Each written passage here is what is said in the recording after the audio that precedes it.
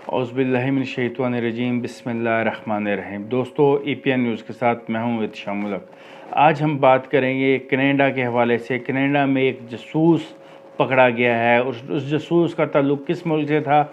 उसका ताल्लुक़ था नरेंद्र मोदी के मुल्क, गुजरात की किस्साई नरेंद्र मोदी के मुल्क से था। नरेंद्र मोदी जो पूरी दुनिया में ज़लील ख्वार हो गए इस वाक़े के बाद। रा एजेंसी कितनी एक अच्छी एजेंसी है, जो अपने आप को कहते थे हम पूरी दुनिया की सबसे अच्छी इंटेलिजेंस एजेंसी हैं, बुरी तरह से बेनकाब होगी। उसके एजेंट्स कराची में पकड़े जा रहे हैं, कनाडा में पकड़े जा रहे हैं, दुनिया के बाकी ममालिक में भी पकड़े जा रहे हैं। हुआ क्या आपको बताता हूँ। एक एडिटर था, अखबार के एडिटर इन चीफ थे, इंडियन अखबार था, कनाडा में वो मुकीम थे। उन पर इल्ज़ाम लगाया गया कि वो जासूसी करते थे भारत के लिए। वो सेनेटर्स को, सियासतदानों को, कनेडियन जो सियासतदान थे उन्हें रिश्वत की पेशकश करते थे, उन्हें रिश्वत देते थे और लॉबिंग करते थे पाकिस्तान के ख़िलाफ़ और सिखों के ख़िलाफ़। सिख अक्सर काफ़ी बड़ी तादाद में मौजूद हैं इस वक्त कनाडा में, और 12 लाख के करीब इंडियन ओरिजिन के लोग मौजूद हैं कनाडा में। उन सब का मुँह काला करवा दिया इस भट्टाचार्य नामी शख्स ने, जिसकी वजह से पूरे हिंदुस्तान को नुकसान हुआ। जो इनकी थी रा की जो हरकतें थी वो खुलकर सामने आना शुरू होगी। रा के एजेंट बलूचिस्तान में भी पकड़े जाते हैं, कनाडा में भी पकड़े जाते हैं, इंग्लैंड में भी इनका एक बहुत बड़ा नेटवर्क है, पाकिस्तान में जो कोशिश करते हैं नुकसान पहुंचाने की। इनका मकसद क्या था वहाँ पे? जो भट्टाचार्य काम क्या करता था, इसका मकसद होता था वहाँ पे रा के पैसे लेके रा से पैसे खाता था और कोशिश करता था जो सेनेटर्स हैं वहाँ के, मुख्तलिफ पार्टीज़ के पॉलिटिशियंस हैं, उन पर ख़र्चा करता था, पैसे देते थे, उन्हें रिश्वत देते थे और कोशिश करते थे कानून साजी करवाई जाए, लॉबिंग की जाए पाकिस्तान के ख़िलाफ़। पाकिस्तान को टेररिस्ट स्टेट करार देने की कोशिश करते थे कि पाकिस्तान टेररिस्ट एक्टिविटीज़ में इन्वॉल्व है। कनाडा से फंडिंग हो रही है पाकिस्तान को। पाकिस्तान के ख़िलाफ़ जब भी कहीं वोटिंग हो, पाकिस्तान के ख़िलाफ़ कनाडा वोट करे और उनके सेनेटर्स भी पाकिस्तान के ख़िलाफ़ बात करते रहें, और सियासतदान ख़ास तौर पर जो उनके पार्लियामेंट के मेंबर हैं वो भी पाकिस्तान के ख़िलाफ़ बात करें, जिससे रा और इंडिया को फ़ायदा हो। लेकिन ये पूरी तरह से बेनकाब हो गया। ये भट्टाचार्य एक एडिटर न्यूज़पेपर का, जिसकी पिछले कुछ अरसे में 25 से ज़्यादा मुलाकातें हुई रा के लोगों के साथ। रा के लोगों से मुसलसल मुलाकातों की वजह से ये नज़रों में आया और इससे तफ्तीश शुरू की, जिस पे इसने तस्लीम किया कि हाँ, मैं रा के लिए काम करता रहा हूँ और मेरी 25 से ज़्यादा मुलाकातें हुई हैं। कनाडा का फेडरल कोर्ट है, उसमें केस चला और उस कोर्ट ने इसको सज़ा सुना दी। इसका बेटा और इसकी बीवी दोनों भारतीय शहरी हैं और कनेडियन शहरी भी हैं। ये ख़ुद भी कनेडियन शहरी है और कनाडा में ही बैठ के उन्हीं को नुकसान पहुंचा रहा था। इस पाकिस्तान के साथ साथ ये सिखों के लिए भी बहुत बुरा काम करता रहा। सिखों की तहरीक, खालिस्तान की तहरीक पूरी दुनिया जानती है।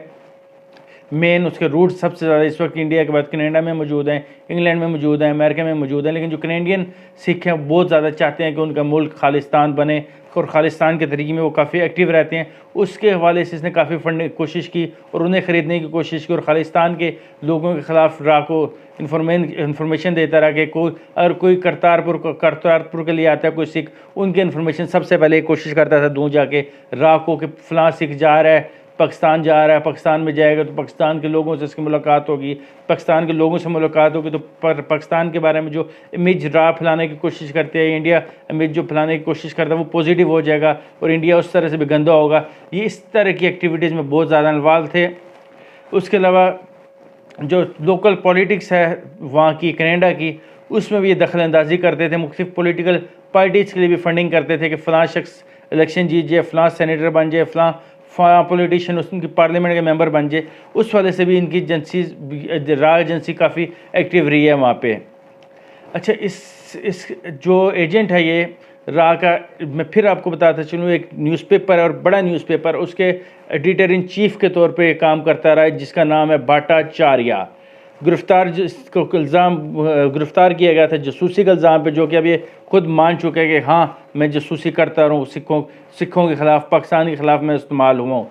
ये कहानी थी दोस्तों इंडिया के एजेंसी रा के हवाले से। रा जो रिसर्च एंड एनालिसिस विंग जो ज़्यादातर काम कर रहा होता है इंडिया से बाहर दूसरे मुल्कों में। इसी तरह उनकी एक इंटेलिजेंस ब्यूरो है, IB के नाम से इंडिया की एजेंसी है, जो इंटरनल काम कर रही होती है उनकी कंट्री में। लेकिन इस मामले में, कनाडा के मामले में IB और रा मिलकर ऑपरेट कर रही थी कनाडा में और पाकिस्तान के ख़िलाफ़ और सिखों को ख़ास तौर पर नुकसान पहुँचाने की कोशिश कर रही थी। जो सिख हिंदुस्तान में रहते हैं उन्हें भी और जो सिख कनाडा में रहते हैं उन्हें भी खालिस्तान की तहरीक के हवाले से।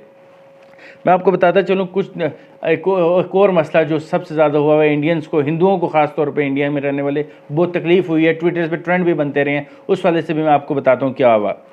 कुछ दिन पहले वैसाखी का त्यौहार मनाया गया। वैसाखी के त्यौहार की मुबारकबाद दे दी यूएन ने। जब यूएनओ ने मुबारकबाद दी वैसाखी के त्यौहार के हवाले से सिखों को, उसकी तकलीफ़ शुरू होगी पूरे हिंदुस्तान में, ख़ास तौर पर हिंदुओं को बहुत तकलीफ़ है। उसका दुख है कि इस सिखों को कब से इनके लिए यूएन ने बोलना शुरू कर दिया, सिखों के लिए क्यों, वैसाखी के त्यौहार के लिए क्यों इन्होंने मुबारकबाद दी सिखों को ख़ास तौर पर, और सिख एज़ अ कौम, एज़ अ नेशन क्यों इस्टेब्लिश होना शुरू हो रहे हैं। उसके हवाले से भारत ने काफ़ी एहतजाज भी किया और मरोड़ पड़े हुए हैं हिंदुस्तानियों को, वहाँ पे बहुत तकलीफ़ है।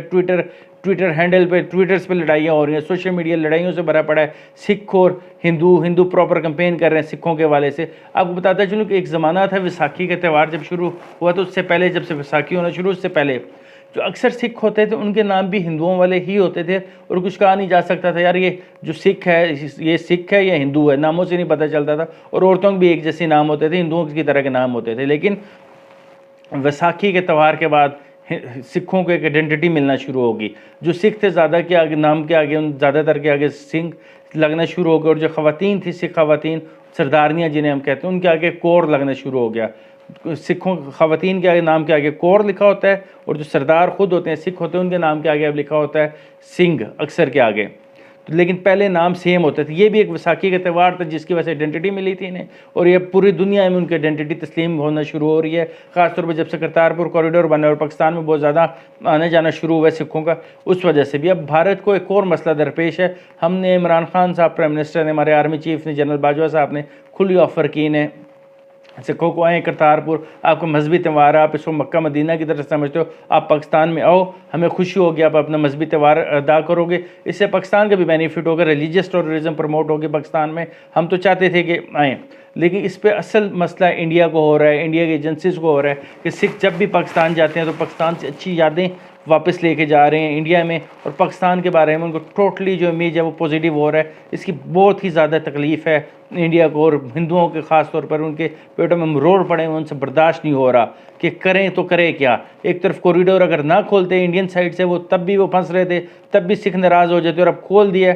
तब भी उनके लिए मसाइल बढ़ना शुरू हो गए सिख इंडियंस के लिए।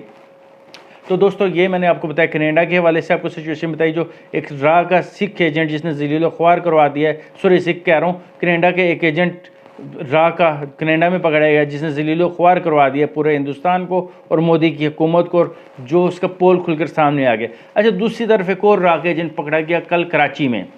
कराची में एक ASI जो कि कराची पुलिस का मुलाजिम था, जिसका नाम था शहजाद परवेज़। शहजाद परवेज़ की पोस्टिंग थी शाहराह फैसल के थाने में, पुलिस स्टेशन में, वहाँ पे, और उससे काफ़ी सारे डॉक्यूमेंट्स ऐसे पकड़े गए हैं, ग्रेनेड पकड़े गए हैं, मुख्तलिफ़ तरह के हथियार पकड़े गए हैं शहजाद परवेज़ से, जो कि काफ़ी अरसे से पुलिस में ड्यूटी अंजाम दे रहा था और भारत की एजेंसी रा के लिए काम करता था। उसको फंडिंग होती थी इंडिया से। एक APMSO जो तहरीक थी, स्टूडेंट तहरीक, जिसके अल्ताफ़ हुसैन भी बानी थे, उसके चेयरमैन हुआ करते थे किसी ज़माने में महमूद सदीकी साहब।